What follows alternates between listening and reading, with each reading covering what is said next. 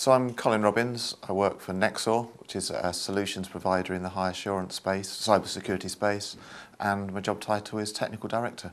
It's really sort of a series of events. So I started off doing research work in directory systems, sort of quite technical, but directory systems, because of the nature of the standards they're involved in, the security world's X509 standard is part of those standards.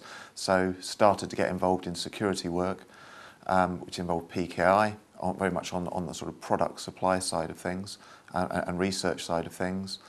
I then moved to a company that's in the smart card industry, so not only working with the PKI side of things, but now the supply to the end user side of things. And then moved to a company called Siemens Insight Consulting, where it is really working on the overall picture of the security solution, but the bigger picture of that company was a security consultancy, and so started to learn a lot more about the security consulting side of things.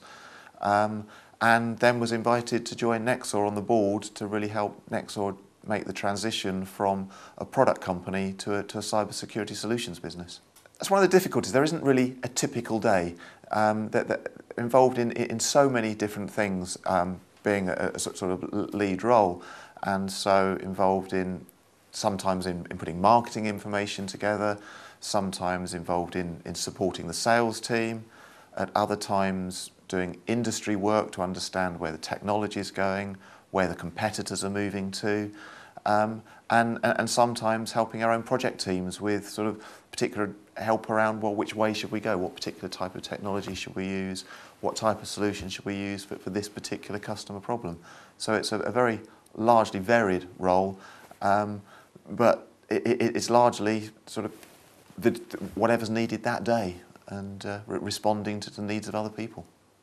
The best bits of the job is an external facing role, so you're dealing with a lot of people, understanding how they see things, so it's learning quite a lot about the industry, learning about the different technologies and the different ways of solving problems. Perhaps the worst bits are you're involved in so many things, and so you've got lots and lots of different pulls on your time. And inevitably that means that sometimes you can't give a particular challenge the full attention you'd like to give it. So although you know you can do a really good job on this piece of work, sometimes you find yourself just doing something that's just good enough because you just haven't got time to do everything. So I think in today's world, social media is a great source of information, whatever particular variety of social media you use.